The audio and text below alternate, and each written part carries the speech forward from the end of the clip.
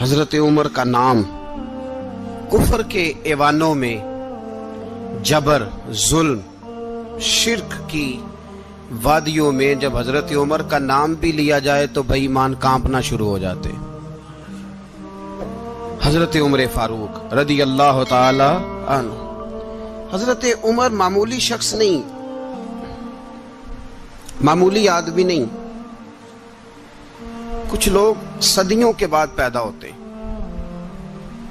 اور کچھ لوگ ایسے ہوتے ہیں جو ایک ہی بار پیدا ہوتے ہیں، ان جیسا دوسرا پیدا ہوتا ہی نہیں، دوسرا ان طرح کا پیدا ہوتا ہی۔ حضرت عمر رضی اللہ تعالیٰ عنہ جیسی شخصیات پیدا ہی نہیں ہوتی دوبارہ۔ سارے صحابہ در رسالت مآب پہ خود آئے۔ یہ وہ عظیم شخص ہے جسے اللہ کے محبوب نے اللہ سے مانگ کے لیا، کہا اے اللہ یہ مجھے دے دے، اللہ سے مانگ کے لیا ہے۔ اس لیے صوفیاء کہتے ہیں کچھ مرید ہوتے ہیں، کچھ مراد ہوتے ہیں، کچھ مرید ہوتے ہیں، کچھ مراد ہوتے ہیں۔ مرید وہ ہوتا ہے جو چل کے آتا ہے، آ کے مرید ہوتا ہے۔ مراد وہ ہوتا ہے جسے کہا جاتا ہے کہ یہ کبھی میرا بن جائے نا، یہ کبھی آ جائے نا، میرا بن جائے، اس کو مراد کہتے ہیں۔ حضرت عمر مصطفیٰ کریم کی مراد ہیں، حضور کی مراد ہے۔ اللہم اعز الاسلام بے اسلام عمر ابن خطاب، اے اللہ اسلام کو عزت دے دے، میرے عمر کو کلمہ پڑھنے کی توفیق عطا فرما دے۔ اور کیسے دعا مانگی؟ او یار حضرت عمر کی تو اس فضیلت کا کوئی جواب نہیں دے سکتا، میرے رسول پاک علیہ السلام سب کے لیے ہی دعا مانگتے ہیں نا، حضور کی دعا عام ہے، لیکن مصطفیٰ کریم نے کعبے کا غلاف تھام لیا اور غلاف کعبہ کو حضور نے سینے سے لپٹایا اور سینے سے چمٹا کے کہا اے اللہ میں نے تو کبھی سوال ہی زیادہ نہیں کیے، میں کرنے آیا ہوں، مجھے عمر دے دے، عمر دے دے۔ حضور نے مانگ کے لیا۔ اور پھر جب جس کو حضور مانگے اللہ سے کہ حضرت عمر رضی اللہ تعالیٰ عنہ کا آج یوم شہادت ہے، میرا تو دل کرتا تھا کہ فجر سے باتیں شروع ہوں اور سارا دن ہی عمر کی باتیں ہوتی رہیں، سارا دن جناب عمر کی باتیں، سارا دن، اس لیے کہ ذکر جناب عمر کا ہوگا پر راضی اللہ کے رسول ہوں گے صلی اللہ تو جاگ کے بیٹھے، خوش ہو کے بیٹھے۔ ہمارے ہاں منایا ہی نہیں جاتا، بابے اللہ کی تا ساؤن بھادروں اسو کتا تے منڈے جنوری فروری، تو اسلامی سال بھی گیا اور وہ تاریخیں بھی ساری گئیں۔ یکم محرم امت مسلمہ کے لیے بہت بڑا دن ہے، بہت بڑا دن، یہ شہادت ہے حضرت عمر فاروق کی رضی اللہ تعالی عنہ۔ یہاں چھوٹی چھوٹی باتوں پہ گورنمنٹ چھٹی کرتی پھرتی ہے، چھوٹی چھوٹی باتوں، الیکشن ہو گیا تو چھٹی، فلاں جگہ پہ تھوڑا سا کسی نے خبر دے دی کہ کوئی پریشانی ہے تو چھٹی، فلاں جگہ یہ ہو گیا تو چھٹی، یہاں تک کہ فلاں وزیر صاحب فلاں علاقے میں آئیں گے تو سارے علاقے کو چھٹی۔ اور اب تو اس سے بڑا حال ہونے لگا ہے، اگر جن لوگوں کی سندھ میں حکومت ہے ان کے لیڈر کا دن آیا تو اس دن چھٹی، اور جن کی پنجاب میں حکومت ہے ان کا دن آیا تو چھٹی۔ ہمارا مطالبہ ہے حکومت پاکستان سے، اگر سر اٹھا کے جینا چاہتے ہو تو یکم محرم کو چھٹی کیا کرو، اگر سر اٹھا کے جینا چاہتے ہو تو یکم محرم کو چھٹی کرو جناب عمر کے دن، اور ملت کے جوانوں کو بتاؤ کہ اگر عزت کی زندگی جینا چاہتے ہو تو اس طرح جیو جس طرح فاروق اعظم جی کے گئے، عزت اور وقار کی زندگی۔ جمہوریت حضرت عمر سے سیکھنی پڑے گی، حکومت کرنے کے طریقے حضرت عمر سے، رعایا کو سیکھنا پڑے گا کہ امیر کس طرح بنایا جاتا ہے اور امیر کس طرح کے ہوتے ہیں۔ یہاں لوگ ہمیں یورپ کی مثالیں دیتے ہیں، لوگ یہاں ہمیں آ کر کے امریکہ کی مثالیں، انہیں کیا پتا حکومت کیا ہوتی ہے؟ وہ کہتے ہیں جی وہ سائیکل پہ جاتا ہے ان کا حکمران۔ میں نے کہا وہ سائیکل پہ جاتا ہے؟ میرے عمر فاروق مدینے سے مکے گئے تھے تو پیدل ہی حج کرنے چلے گئے، پیدل ہی۔ اور جناب عمر فاروق رضی اللہ تعالیٰ عنہ عید کی نماز پڑھانے گئے، عید کی نماز عمر خطبہ عید دینے گئے۔ اور اس زمانے میں کون سا غریب ہے جو ننگے پاؤں جاتا ہو؟ کون سا غریب ہے جو مسجد ننگے پاؤں جاتا ہو؟ لوگوں نے تو 3 قسم کی چپلیں رکھی ہوئی ہیں، ایک مسجد جانے کی علیحدہ ہے، گھر پہننے کی علیحدہ ہے، شادی بیاہ پہ جانے کی چپل علیحدہ ہے، حضرت عمر فاروق رضی اللہ تعالیٰ عنہ نکلے عید کا خطبہ دینے کے لیے، تو بیوی سے کہنے لگے جوتا، اس نے کہا صاحب اتنی دفعہ ٹوٹا ہے اب گانٹھا نہیں جا سکتا، اتنی دفعہ ٹوٹا ہے کہ اب دوبارہ پیمند نہیں لگ سکتے۔ تو حضرت عمر کہنے لگے چل کوئی حرج نہیں، بغیر جوتے کے ننگے پیر ہی چلتے ہیں، کوئی حرج نہیں۔ تو کہنے لگے لوگ کیا کہیں گے؟ فرمایا چپ کر، لوگ جس دن عمر نے یہ دیکھ لیا نا لوگ اس کے بارے میں کیا کہتے ہیں، اس دن عمر نہیں رہے گا۔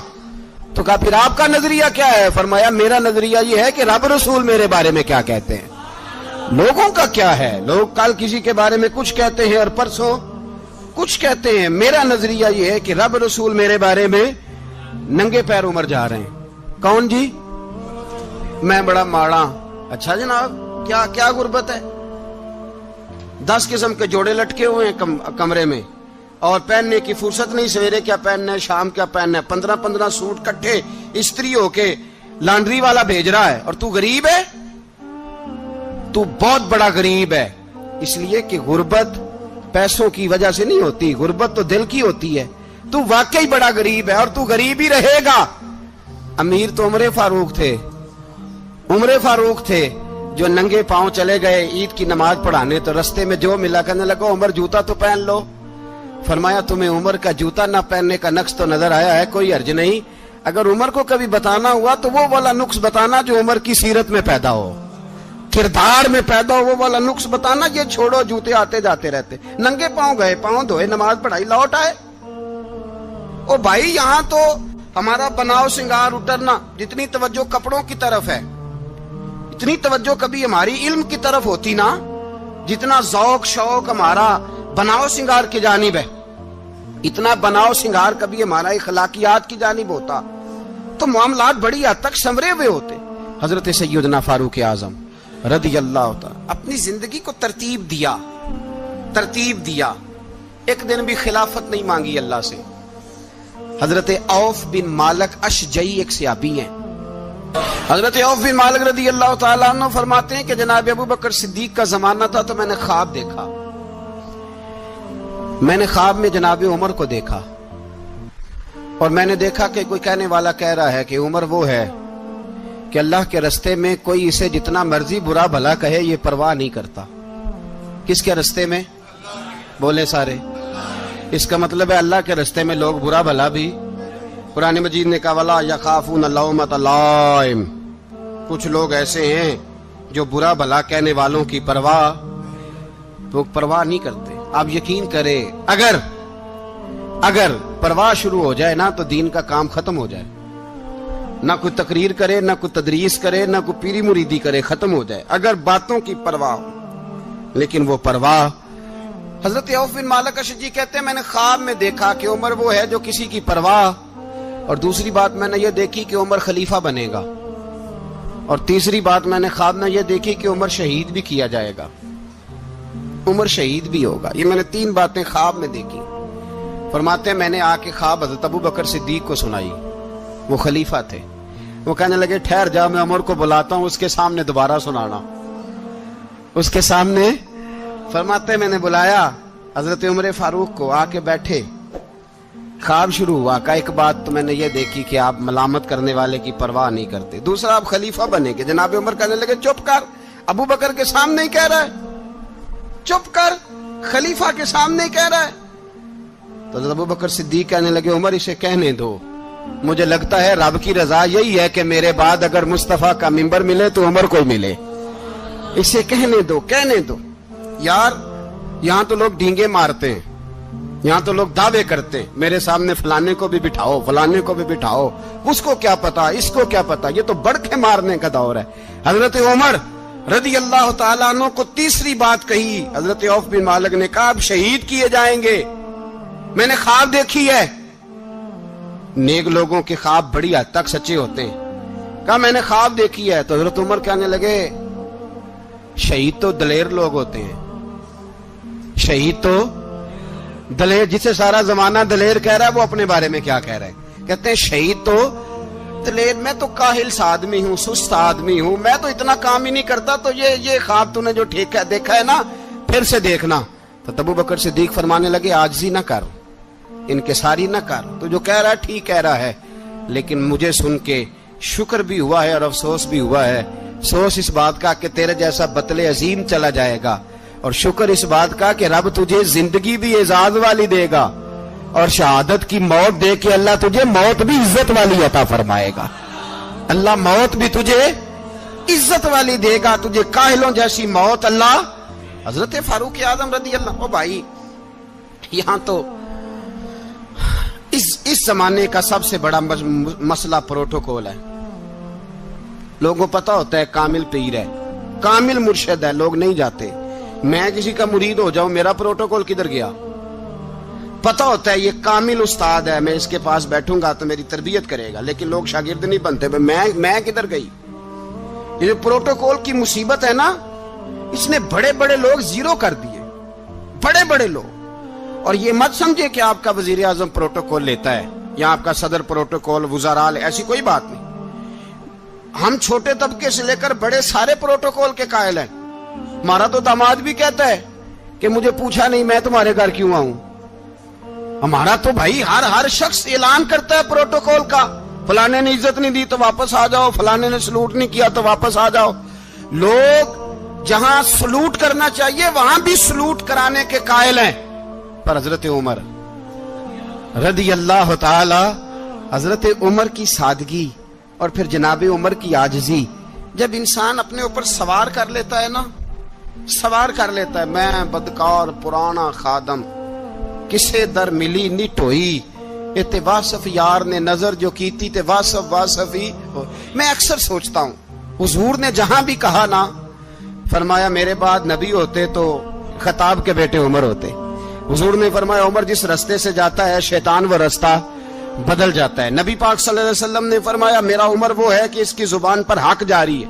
حضور علیہ الصلوۃ والسلام نے فرمایا 950 سال حضرت جبریل میرے عمر کی شان بیان کریں تو ان کی عظمت ختم نہیں ہوتی. 950 سال جبریل عظمت بیان کرے تو ختم نہیں ہوتی. یہ بات ہے حضرت عمر کی.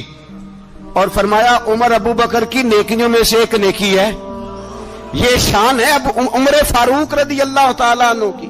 حضور نے فرمایا میرے بعد نبی ہوتے تو عمر ہوتے, جس گلی سے عمر آئے شیطان رستہ بدل جائے. میرے عمر فاروق کی شان 950 سال بیان ہو تو ختم نہ ہو. عمر کی زبان پر اللہ حق بیان کرتا ہے, جو عمر کہتا ہے وہی رب کر دیتا ہے. حضور ساری زندگی فضیلتیں بیان کرتے رہے, عمر جواب میں کیا کہتے ہیں؟ کوئی بتائے نا کہ یہ والی حدیثیں کبھی عمر نے بھی روایت کی ہوں کہ حضور نے میرے بارے میں یہ کہا ہے. یہ روایتیں وہ روایت نہیں کرتے. ان سے جب لوگ کہتے عمر تیری بڑی بات ہے تو عمر رو پڑتے, کہتے میں تو اونٹ چرانے والے باپ کا بیٹا ہوں, میں تو اونٹ چرانے والے باپ کا بیٹا, اونٹ چرا. اس سے آگے عمر گئے ہی نہیں ساری زندگی, اس سے آگے لفظ ہی نہیں ادا کی. اور میں تو بھائی اونٹ چرانے والا, میرا باپ تو اونٹ چرایا کرتا تھا, 10 اونٹ تھے, میری ڈیوٹی ہوتی تھی, سنبھالے نہیں جاتے تھے, ابا ڈنڈوں سے مارتا تھا. ساری زندگی عمر حج کرنے گئے, ایک خشک تنا کھجور کا عمر فاروق رضی اللہ تعالیٰ عنہ نے اس کو اپنے کلاوے میں لیا, رونے لگے. لوگوں نے کہا عمر کیا ہوا؟ فرمانے لگے یہاں میں اونٹ چرایا کرتا تھا, یہاں میں اونٹ چراتا تھا, 10 اونٹ سنبھالے نہیں جاتے تھے. دیکھو رسول اللہ کی شان, آج ساری امت چلانے کا طریقہ عطا فرما دیا ہے. ساری نظریے سے پیار. یار پیسہ کس کو برا لگتا ہے؟ آپ جس آدمی کی 50 کروڑ کی پراپرٹی ہے اس کو پوچھیں سب سے غریب, آپ کو وہی نظر آئے گا. وہ کہے گا میں ٹائٹ ہوں. حالات بڑے, میں کئی باری پوچھے انہوں نے, میں کہتا ترجمہ بھی 10 چھڑوں کی, ہمیں تو سمجھ نہیں آتی. اور ٹائٹ حالات کون سے ہوتے ہیں جی؟ جس آدمی کا کروڑوں میں کاروبار ہے نا, اس کو آپ چھیڑے وہ رونے لگ جائے گا, رونے. تو کئی میں نے ایسے دیکھے ہیں کرائے کا مکان ہے, ان سے پوچھے صاحب کیا حال ہے, تو کہتے ہیں جتنی اللہ نے شان والی زندگی ہمیں عطا کی ہے کسی کو نہیں دی ہوئی. اس کا مطلب ہے خوشی بھی یہی ہے اور غم بھی یہی ہے. اندر سے خوشی ہے, اندر سے ہی. تو نے اگر راضی رہنا ہے تو ادھر سے رہنا ہے, ناراض رہنا ہے تو بس اپنے آپ کو خوش رکھے گا تو ہو جائے گا. سارے صحابہ مل کے آئے, کہنے لگے عمر فاروق سے کہنا ہے نبی پاک کے زمانے میں تو ظاہراً غربت تھی, ابو بکر کے دور میں بھی غربت تھی, اب تو بڑا مال ہے. عمر سے سفارش کرو کہ عمر نیا کرتا پہنا کرے. ملکوں کے سفیر آتے ہیں, عمر وہی پھٹی پرانی چادر اوڑھ کے اور وہی کئی جگہ پہ پیوند لگے سوٹ پہن کے سفیروں کے سامنے بیٹھ جاتا ہے. عمر کو مشورہ دو. طے ہو گئی بات. سب نے جب مشورہ دے لیا تو سارے کہنے لگے یہ بتاؤ شیر کی مونچھ کو ہاتھ کون لگائے گا؟ کہنا کس نے ہے؟ بندہ بھی تو ڈھونڈو نا. نے کہا جناب میرا یہ خیال ہے کہ مولا علی شیر خدا کہیں گے, کیونکہ جس شخص کی عمر کو سب سے زیادہ حیا کرتے دیکھا وہ شیر خدا مولا علی ہے رضی اللہ تعالی علی کہیں گے. اس لیے کہ جناب علی تو کئی دفعہ جب گفتگو کرتے تھے تو حضرت عمر چپ کر جاتے تھے اور فرماتے تھے علی نہ ہوتا تو میں ہلاک ہو جاتا. تو کہا علی سے کہو. جناب علی شیر خدا کو بلایا. کس کام کے لیے جی؟ اللہ اکبر. یہ ذرا اپنے اس دور پہ اس بات کو ذرا لاکا جناب ان سے کہیں کہ زیادہ نہیں, ایک کرتا نیا پہن لے. سفیر آتے ہیں, وزیر آتے ہیں تو ایک کرتا نیا پہن لے. حضرت علی کو بلایا. آپ فرمانے لگے کوئی اور بات ہوتی تو میں کہہ دیتا, یہ والی میں نہیں کہہ سکتا. کوئی اور ہوتی تو میں عمر کو کئی دفعہ کہہ دیتا ہوں, جلال میں بھی تو سن, یہ والی میں نہیں کہہ سکتا. میں تمہیں ایک مشورہ دیتا ہوں. کہا وہ کیا؟ کہنے لگے سید عائشہ صدیقہ سے کہو, وہ مومنوں کی ماں ہیں, عمر ٹالے گا نہیں. اماں جی سے جا کے کہا اماں جی نیا کرتا عمر سے کہیں پہن لیں. وزیر آتے ہیں, بڑے بڑے لوگ, تو چلو کوئی عرض نہیں. اماں جی نے کہا اچھا کوئی بات نہیں میں بلا لیتی ہوں. جناب عائشہ نے پیغام بھیجا. جب خادم نے کہا نا مصطفیٰ کے گھر سے پیغام آیا ہے, تو 20 لوگ بیٹھے تھے. عمر کانپتے ہوئے اٹھے, کانپتے دوڑے. حضرت عائشہ پردے میں تھی تو فرماتی ہیں عمر اتحیات کی حالت میں بیٹھ گئے. کہا اماں جی دیر تو نہیں ہو گئی مجھے آنے میں؟ کہا نہیں ٹائم پہ آ گئے ہو. کس لیے بلایا تھا؟ کہا عمر دیکھو غربت کے معاملات اور ہوتے ہیں, جب اللہ آسانی دے تو کوئی چیز استعمال کرنا حرام نہیں ہوتی, اگر حرام ہے تو بتاؤ. کہا نہیں اماں جی حلال ہی ہے. تو فرمایا پھر اتنے سفیر آتے ہیں, مشیر آتے ہیں, اب تو مال غنیمت بڑا آتا ہے, ڈھیر لگ جاتے ہیں مسجد میں, تو چل ایک نیا کرتا تم بھی پہن لیا کرو. اور آپ نیا کرتا پہنو گے تو دھاک بیٹھے گی غیروں پر. تو صحابہ کا مشورہ ہے کہ آپ نیا لباس پہنے. اماں جی کہتی ہے میں نے حکم دیا تو عمر چپ کر گئے, گردن جھک گئی. تھوڑی دیر کے بعد سیدنا عمر فاروق نے سر اٹھایا تو داڑھی پہ آنسو گر رہے تھے, رو پڑے. کہنے لگے پاک محبوب کی پاک بیوی جیسے حکم کرتی ہو میں حاضر ہوں, پر مجھے وہ والا لباس پہنانا جو میرے مصطفیٰ نے پسند فرمایا ہے. اگر یہ رنگ رسول پاک کا ہے تو میں حاضر ہوں, اور اگر نبی پاک کا نہیں تو پھر جیسے آپ حکم کریں.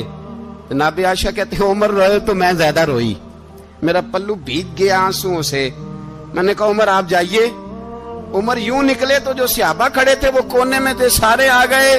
کہا اماں جی کیا بناؤ؟ فرمایا بھائی تم سب جو باتیں کہتے ہو وہ اپنی جگہ ٹھیک ہیں, پر عمر جو بات کرتا ہے وہ سب سے زیادہ ٹھیک ہے. عمر جس پہلو پر بات کرتا ہے وہ یار ایسی عاجزی, ایسا رنگ, ایسا انداز, ایسا طرز حیات, ایسی زندگی. اولاد کے معاملے میں لوگ بزدل ہو جاتے ہیں, بزدل. پر حضرت عمر کا بیٹا مصر گیا, وہاں سے کمائی کر کے لایا, تجارت کرنے گیا, لاکھوں کا مال. کون سا باپ ہے دنیا میں جس کا بیٹا باہر سے پیسے لے کے آئے تو ابا تفصیل پوچھے کہ بیٹا کہاں سے کمائے, کہاں سے لایا, کتنے ملے, کیوں آئے؟ کون سا باپ تفصیل پوچھتا ہے؟ ابا تو کہتا ہے لا صحیح, اور تعریفیں کرتا ہے میرا بیٹا بڑی کمائی کرتا ہے. کبھی پوچھا ہے اس سے کہ ڈیوٹی صحیح دیتا ہے کہ نہیں؟ کبھی پوچھا ہے کہ تو ایمانداری کی روزی لاتا ہے کہ حرام کی کماتا ہے؟ یہ باپ کی ذمہ داری ہے, یہ اماں کی ذمہ داری ہے. پھر کہتا ہے بیماری کیسے آ گئی, پریشانی کیسے آ گئی؟ تو نے کبھی سوال کیا اپنی اولاد سے؟ حضرت عمر فاروق رضی اللہ تعالیٰ عنہ کا بیٹا مصر سے پیسے کما کے لایا تو جناب عمر نے بلایا, فرمایا بیٹے اتنی تو تیرے پاس راس ہی نہیں تھی, تھوڑے سے تو پیسے لے کے گیا تھا, اتنی کمائی کیسے ہو گئی؟ اتنے تو پیسے نہیں تھے صاحب, کہاں سے کمائی لائے؟ اس نے کہا ابا جی وہ جو میرے چچا ہے نا مصر کے گورنر, آپ کے دوست, انہوں نے میری مدد کی ہے. فرمایا جتنے لوگ گئے تھے سب کی ہے مدد اس نے؟ کہا نہیں صرف میری کی. فرمایا تیری کیوں کی؟ تیری کیوں کی؟ کہا حضور آپ کے دوست ہے. فرمایا چپ کر. حضور انہوں نے مجھے اتنے پیسے دیے, میں نے کاروبار میں ڈالے تو نفع آیا تو میں ان کی رقم دے کے. فرمایا خاموش ہو جا. باقی جتنے لوگ گئے تھے سب کی مدد کی اس نے؟ کہا نہیں حضور صرف میری کی. فرمایا اس نے تیری مدد نہیں کی, اس نے خلیفہ کے بیٹے کی مدد کی, اس لیے کہ وہ خلیفہ کو اپنے حق میں نرم کر سکے. فرمایا آدھا مال تیرا ہے, آدھا مال غنیمت کا ہے, مال خزانہ کا ہے, مسلمانوں کا ہے, اس لیے کہ تو جو وہاں سے مال کما کے لایا ہے وہ اپنے باپ کے خلیفہ ہونے کی وجہ سے کما کے لایا ہے, لہذا رکھ ادھر. یہاں کہتے ہیں کدھر سے آیا, کیسے آیا, کون سا حساب دیں, کیا کریں. او بھائی حضرت عمر رضی اللہ تعالیٰ عنہ کا اپنی اولاد کے بارے میں یہ رنگ ہے. ایک جنگ سے نا خوشبو آئی, خوشبو بڑی مہنگی ہوتی تھی, عرب میں خوشبو آج بھی بڑی مہنگی ہے, وہ زیادہ استعمال کرتے ہیں. میری باتوں کی سمجھ آ رہی ہے میرے بھائی؟ بڑی مہنگی خوشبو تھی. جب وہ خوشبو آئی تو حضرت عمر نے کہا, گھر میں پہلے پہنچی حضرت عمر کے, چونکہ زیادہ عورتیں استعمال کرتی تھی گھر کے اندر خوشبو, مرد بھی لگاتے تھے. حضرت عمر نے اپنی بیوی سے کہا, آپ کی زوجہ تو تھی وہ بڑی خوشبو کو پسند کرتی تھی. حضرت عمر نے اپنی زوجہ سے کہا کہ خوشبو لاؤ, میں نے ایک عورت کی ڈیوٹی لگائی ہے, وہ خوشبو تول کے نا تو حصہ برابر صحابہ میں بانٹ دے گی. تو آپ کی زوجہ کہنے لگی کسی بی بی کی ڈیوٹی لگانے کی کیا ضرورت تھی, میں جو موجود تھی میں بانٹ دیتی ہوں تول کے حصہ برابر. آپ نے فرمایا نہیں تو رہنے دے, اور فلانی بی بی بانٹے گی. کہا حضور میں نے بھی بانٹنی ہے, میرے پہ کچھ حق ہے؟ آپ نے فرمایا نہیں, تو تفصیل نہ پوچھ, تو خوشبو دے دے, کوئی اور بانٹے گی. خاتون خانہ تھی نا, کہنے لگی نہیں مجھے بھی آج آپ کو بتانا ہی پڑے گا کہ کوئی جو بانٹ سکتی ہے تو میں کیوں نہیں بانٹ سکتی. زوجہ کہتی عمر نے بات کی تو میری چیخیں نکل گئی. حضرت عمر فرمانے لگے جب تو خوشبو بانٹے گی نا تیرے ہاتھوں کو بھی لگے گی, تیرے دوپٹوں کو بھی لگ جائے گی. اگر رب کریم نے مجھ سے سوال پوچھا کہ عمر خوشبو تو مسلمانوں کی تھی, تیری بیوی کے دوپٹے کو کیوں لگ گئی, تو میں اللہ کے حضور کیا جواب دوں گا؟ اگر اللہ نے یہ سوال کیا کہ تیری بیوی نے کیوں لگائی, وہ تو حصہ تھا مسلمانوں کا, تو نے تیری بیوی نے کیوں لگائی؟ تو فرمایا میں نہیں چاہتا کہ اللہ کے حضور مجھے اور تجھے باز پرس ہو, لہذا کسی اور کو بانٹنے دے. زوجہ روئی اور تڑپ کے کہنے لگی عمر مجھے لگتا ہے صبح قیامت بھی تیری بیوی ہونے کی وجہ سے اللہ مجھے جنت عطا فرما دے گا, تیری زوجہ ہونے کی برکت سے. بھائی یہ معیار رکھا, خدا کی قسم ایسا شخص تاریخ میں دوبارہ نہیں آیا. اتنا بڑا آدمی, اتنا بڑا شخص, اتنا بڑا آدمی, اور پھر رنگ یہ ہے کہ عمر 22 لاکھ مربع میل کا حکمران, 22 لاکھ, اور کھجور کے درخت کے نیچے مٹی کا ڈھیلا لے کے سو گئے ہیں, پرواہ کوئی نہیں, کوئی مسئلہ ہی نہیں. 2 غلام ساتھ بیٹھے تو ایک روٹی حضرت عمر نے گھر سے منگوائی, تھوڑا سا سرکہ, تو غلام کہنے لگے ہم نے بھی کھانی ہے. فرمایا کوئی حرج نہیں, روٹی کو پیٹ بھر کے کھانا ضروری تو نہیں, 3 حصوں میں بانٹ لیتے ہیں. ایک آدمی آیا ہوا تھا مصر کا رہنے والا ملنے کے لیے, اس نے پوچھا عمر کدھر ہے, تو کہا وہ ادھر جاؤ مسجد میں بیٹھے ہوں گے. اور واپس آیا تو کہنے لگا وہاں تو 3 غلام بیٹھے ہیں, ایک روٹی بانٹ کے کھا رہے ہیں, لگتا ہے کئی دنوں سے روٹی نہیں ملی. کہا 3 غلام تو کوئی نہیں, وہاں 2 ہی تھے, تیسرے تو امیر المومنین تھے. اس نے کہا نہیں 3 غلام ہیں, کپڑے بھی ایک طرح کے پہنے ہوئے, بلکہ 2 کے تو پھر صحیح ہیں, تیسرے کے تو زیادہ ماڑے ہیں. کپڑے بھی ایک طرح کے, کھانا پینا بھی ایک طرح کا, اور ان کا نشست برخاست بھی ایک طرح کی ہے, لہذا کوئی فرق نہیں. حضرت ابو ہریرہ کہتے ہیں میں لے کے آیا, اور جناب عمر کو جب میں نے کچی زمین میں تامت سمیٹ بیٹھے دیکھا تو میں رو پڑا. میں نے اس مصر سے آنے والے کو کہا تو اس کے جلوے دیکھ, اگر اس کی ذات میں اتنا حسن ہے تو محمد عربی کا مقام کیا ہوگا. یہ مقام غور ہے, مقام غور. اور اہل بیت نبو, یہ بات میں پہلے بھی کرتا ہوں, آج پھر کرنا ضروری سمجھتا ہوں. اہل بیت کا پیار سن لو کان کھول کے, اہل بیت کا پیار اگر ہمیں کسی نے سکھایا ہے تو سیدنا عمر فاروق نے سکھایا ہے. اہل بیت نبوت کی محبت اگر کسی نے سکھائی ہے تو کس نے سکھائی ہے؟ بول کے بتائیے. حضرت عمر نے. اہل بیت کا پیار ہمیں حضرت عمر نے بول کر کے سکھایا ہے. بھائی یاد رکھیں, کسی کی طاقت نہیں تھی دم مارنے کی حضرت عمر کے سامنے, طاقت ہی نہیں تھی. कैसर और किसरा कांप जाते थे, जरूरत ही नहीं करते थे हजरत। और हमारे तो तल्लकात बड़े हैं ना गैरों से। हजरत अबू मूसा अशअरी रदी अल्लाह ताला अन्हु फरमाते हैं मेरा मुंशी साई था,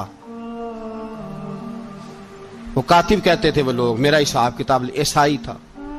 तो फरमाते हैं एक दिन मैंने वो सारा हिसाब किताब लेन देन के हजरत उमर को दिखाया तो फरमाने लगे जिसने लिखे हैं उसको बुलाओ। कहने लगे हुजूर मस्जिद नहीं आ सकता। तो क्यों नहीं आ सकता? कहने लगे वो ईसाई है। कहते हैं हजरत उमर जलाल में आ गए। आप फरमाने लगे जिन्हें रब दूर करता है तुम क्यों करीब करते हो? जिन्हें अल्लाह दूर करता है। फरमाया तुम गैरों को अगर ओहदे दोगे तो अपनों का क्या बनेगा? अगर तुम गैरों को ओहदे दोगे तो अपनों का। ये सोच है जो आज बर्मा के मुसलमानों के लिए भी जरूरी है। कहा अगर तुम गैरों को ओहदे दोगे तो अपनों का। हमने गैरों को ओहदे दिए तो देखा ना अपने किस तरह काटे जा रहे हैं। गैरों को जो ओहदे दे दिए जराने सारे गैरों से। रोज दावा होता है चीन हमारा सज्जन है, चीन हमारा दोस्त है। ओ भाई दोस्त है तो उससे कहो ना कि बर्मा तो तुम्हारी एक छोटी सी रियासत है, चीन के बगैर तो वो सांस भी नहीं ले सकता। उसको कहो ना उस हुकूमत पे दबाव डाले। लेकिन हम लोगों ने गैरों को ओहदे दिए तो अपने पिस गए। हजरत उमर कहते थे जिम्मी का हम अदब करेंगे, जिम्मी काफर का हम, ऐसा काफर जो मुसलमान रियासत को कबूल करे, बदअमनी न फैलाए। एक आदमी को आपने देखा आंखों से नाबीना है और भीख मांग रहा है। तो हजरत उमर को नजर आ गया। फरमाया कौन हो? उसने कहा मैं यहूदी हूं। फरमाया भीख क्यों मांगते हो? कहा जब तक तंदुरुस्त था मुसलमानों को जजिया देता था, बूढ़ा हो गया हूं क्या करूं? हजरत उमर ने घोड़े की पुश्त पे बिठाया, काफिर को घोड़े की पुश्त पे बिठाया और बिठा के मदीने लाए। हजरत अली शेर खुदा वजीर खजाना थे। फरमाया अली इसका वजीफा जारी करो। कहा ये कौन है? फरमाया ये यहूदी है लेकिन ये हमें जजिया देता रहा, बूढ़ा हो गया बेचारा, भीख मांगने पे मजबूर है, हमारी हुकूमत के अंदर रहता है, इसका पूरा पूरा वजीफा जितना खर्चा उतना वजीफा लगाओ। हजरत अली कहते हैं मैं वजीफा लगा रहा था और वो मेरे नबी का कलमा पढ़ रहा था, वो रसूलुल्लाह का कलमा पढ़ रहा था। ये मिजाज, ये नहीं कि काफिर। हजरत उमर ने गवर्नरों को खत लिखे थे कि जबरदस्ती किसी को मुसलमान नहीं करना, जहां उनकी इबादत गाहें बनी हो गिरानी नहीं, कोई मंदिर कोई गिरजा जाया नहीं करना। इस्लाम सबको जीने का मौका देता है, पर बेईमानो जालिमों बदजातो तुम्हें यह कहता है कि हम तुम्हें जीने का मौका देते, तुम भी मुसलमानों को जीने का मौका दो। ये जहां बसते हैं जहां रहते हैं इन्हें वहां जीने का मौका दो, इन्हें भी अल्लाह अकबर कहने का मौका दो, इन्हें भी कुरान पढ़ने का मौका दो, इन्हें भी रसूलुल्लाह पर दुरूद पढ़ने का मौका दो। हमारे मुल्क में ईसाई अपनी मर्जी से खुलेआम तबलीग करते हैं। यहां तो चैनल चलाए हैं ईसाइयों ने। किसी मजहबी जमात ने कभी जुलूस निकाला है कि ईसाइयों का चैनल बंद करो? बोले निकला है कि नहीं निकला? कितने जुल्म की बात है। हम जब गैर को इतना तहफुज देते हैं, इतना तहफुज देते हैं। हमने देखा है, मुझे 20 लोगों ने ईद पे टेलीफोन किए कि ईसाइयों को कुर्बानी का गोश्त दे लें, मजबूर हैं जी, दरवाजे पे आ गए हैं, हमारे काम काज करते हैं। 20 लोग, आम आदमी के दिल में इनका इतना जज्बा है। वो मसाइल का बयान करना एक अलग बात, लेकिन हमारे दिल काफर के हक में भी नरम हो जाते हैं। तुम किस कदर ज्यादा बेईमान हो और कुफर किस कदर ज्यादा जलील हो गया है कि मुसलमान के हक में नरम होता ही नहीं। और उससे बड़े जलील वो हैं जो इन जलीलों के सपोर्टर हैं। वो किसी अरब मुल्क के हुक्मरान हो या किसी और जगह के, वो बड़े जलील है जो इन जलीलों के सपोर्टर हैं, जो बर्मा की बच्चियों के कत्ल पर अपनी हुकूमतें चमका रहे हैं। ने शर्म नहीं आती, इस कदर मुसलमान तड़पा है, लेकिन उन बेगैरतों को जरा होश नहीं आई। और ये उनके कमाश, उनके दलाल जो हर जगह उनकी सपोर्ट करके अपनी हुकूमतें कायम करते हैं, बेईमानों को पता नहीं कि कब इन पर अल्लाह का अजाब उतरेगा और किस तरह इनके परखशे उड़ेंगे। तुम्हें अपनी जिल्लत और रुसवाई नजर नहीं आ रही कि जमीन किस तरह तुम्हारे लिए तंग हो गई है? इससे ज्यादा और तुम्हारी रुसवाई क्या होगी? डरो अल्लाह से, और ये तो दुनिया का अजाब है। इन्ना बत्श रब्बिक शदीद, मेरा रब कहता है कयामत तो कायम होने दे। जितना सख्त तेरे रब की पकड़ है इतनी किसी दूसरे की हो सकती, याद रखें। और थोड़ा एहतियात करें हम सब लोग भी, जो हम लोग आधी जुबान बोल के भी इनकी सपोर्ट करते। अब शर्म आनी चाहिए हमें इन हुकूमतों की सपोर्ट करते जो मुसलमानों की लाशों के ऊपर हुकूमतें कायम करते हैं, शर्म आनी चाहिए। बहरहाल बात दूर निकल जाएगी और मैं अपने मजमून पे रहता हूं। अहले बैत का प्यार अगर सिखाया है तो जनाब उमर ने सिखाया है रदी अल्लाह ताला अन्हो। इमाम हसन मिलने, आप यकीन करें میں جب اس واقعہ کو پڑھتا ہوں تو میرا دل جھوم جاتا ہے. میں کہتا ہوں یار ڈاڈا ہونا اپنی جگہ پہ, عشق ہونا اپنی جگہ پہ, انسان کا باوقار ہونا اپنی جگہ. جہاں کھڑے ہونا تھا وہاں یہ کھڑے ہوتے تھے, اور جہاں جھکنا تھا وہاں یہ ان لوگوں میں اقبال نے کہا تھا تیری نگاہ ناز سے دونوں مراد پا گئے, عقلے کی یاب و جستجو, عشق حضور و اضطراب. جہاں اگر آیا ہے سامنے کیسر و کسرا تو عمر جیسا دلیر کوئی نہیں, اگر سامنے آیا ایران کا بادشاہ تو عمر جیسا تگڑا کوئی نہیں, اگر آیا ہے سامنے غسان کا بادشاہ تو عمر جیسا عادل کوئی نہیں. لیکن اگر علی کا بیٹا آیا ہے, اگر فاطمہ کے لال پارے آئے ہیں, تو پھر فاروق اعظم سے جیسا محب کوئی نہیں, پھر ان سے جیسا پیار کرنے والا کوئی نہیں. اندر بیٹھے ہیں جناب عمر, اندر تنہائی میں کچھ وزیروں سے گفتگو ہو رہی ہے, میٹنگیں جاری ہیں. آپ کے بیٹے ملنے آئے جناب عبداللہ ابن عمر, ابا جی ملنا ہے. بات ٹھہرو, بات کر رہا ہوں, کوئی نہ اندر آئے. صاحبزادہ باہر کھڑا ہے. تھوڑی دیر گزری تو امام حسن بھی آ گئے. کون آئے؟ آپ کو جو ملے گا امام صاحب کا نام لینے سے, وہ سردار ہیں جنتیوں. کون آئے؟ سارے بولیے. امام حسن تیری نسل پاک میں ہے بچہ بچہ نور کا, تو ہے نے نور تیرا سب گھرانہ. امام حسن آئے تو حضرت عبداللہ ابن عمر کو دروازے پہ کھڑے دیکھا. کہا امیر المومنین کہاں ہیں؟ کہنے لگے حضرت عمر کے بیٹے. کہنے لگے وہ اندر بیٹھے, کچھ میٹنگ ہو رہی ہے, اور انہوں نے کہا کوئی اندر نہ آئے, لیکن آپ جانا چاہیں تو چلے جائیں. آپ جانا چاہیں تو تیری نسل پاک میں ہے بچہ بچہ نور, آپ جانا چاہیں تو چلے جائیں. تو انہوں نے کہا جب آپ باہر کھڑے ہیں تو مجھے کوئی اتنا ضروری کام نہیں, اور ابھی زور کی نماز تھوڑی دیر میں ہوگی, میں مسجد میں مل لوں گا امیر المومنین سے. یہ بات کہہ کہ امام حسن چلے گئے. یار اتنی بڑی بات نہیں تھی, اتنی بڑی بات نہیں تھی. وہ میرے استادوں کا بیٹا بھی آئے تو کہا ٹھیک ہے جی وہ سوئے ہوئے ہیں, تو کوئی غرض نہیں یار, میں ٹھہر کے آ جاؤں گا. کوئی بڑی بات نہیں تھی, دیکھا جائے تو بڑی بات نہیں تھی, پر بات بہت بڑی تھی اس لیے کہ یہ خالی حسن نہیں, یہ حسن ابن علی ہے, یہ حضرت فاطمہ کے لخت جگر. حضرت عمر باہر نکلے, عبداللہ ابن عمر سے پوچھا کوئی آیا تو نہیں؟ تو کہا حضور امام حسن آئے تھے. تو کہا پھر شہزادے کو اندر کیوں نہیں بھیجا؟ کہا میں نے کہا تھا. وہ کہنے لگے اگر امیر المومنین مصروف ہیں تو میں ظہر میں مل لوں گا. حضرت عمر رونے لگے, فرمایا بیٹے تو نے اچھا نہیں کیا. پھر مسجد نہیں گئے, سیدھے امام حسن کے دروازے دستک دی. امام حسن باہر آئے, کہا شہزادے آئے تھے تو ملے کیوں نہیں؟ تو امام حسن کہنے لگے حضور آپ کا اپنا بیٹا دروازے پہ کھڑا تھا, آپ کا اپنا بیٹا دروازے پہ کھڑا تھا, اور منع بھی کیا تھا آپ نے, تو میں زور میں مل لیتا. حضرت امام حسن فرماتے جوش جذبات میں جناب عمر نے سر سے پگڑی اتار دی, جوش جذبات میں. کہنے لگے حسن میرے بیٹے کا اور آپ کا کیا مقابلہ؟ کیا اس کی ماں کا نام فاطمہ الزہرا ہے؟ کیا اس کی نانی کا نام خدیجہ الکبریٰ ہے؟ کیا اس کے نانے کا نام محمد مصطفیٰ ہے؟ آپ کا اور اس کا کیا مقابلہ؟ پھر رو پڑے اور کہنے لگے بیٹے میں مکے کے صحراؤں میں اونٹ چرایا کرتا تھا, یہ جو میرے سر پر عزت کے بال ہیں یہ تیرے نانے کے اگائے ہوئے.